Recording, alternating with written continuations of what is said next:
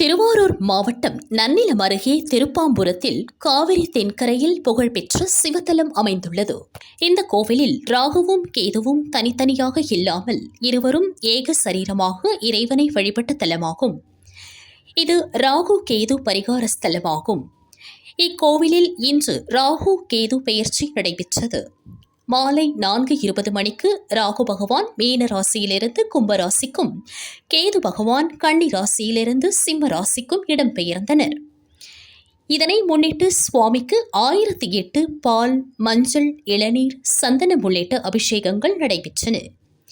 பல மாவட்டங்களைச் சேர்ந்த மக்கள் ராகு கேது பெயர்ச்சியில் பங்கேற்று சுவாமி தரிசனம் செய்தனர்.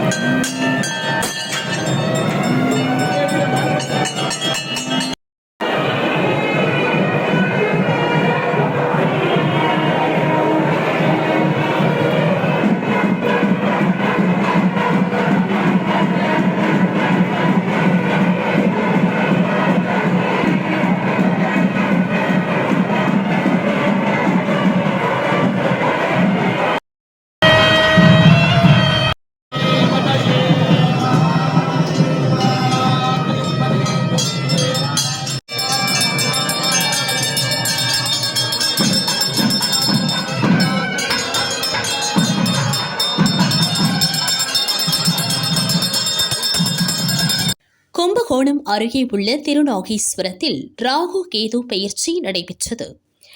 இதில் தமிழக மாவட்டங்களைச் சேர்ந்த பக்தர்கள் பங்கேற்று சுவாமி தரிசனம் செய்தனர்.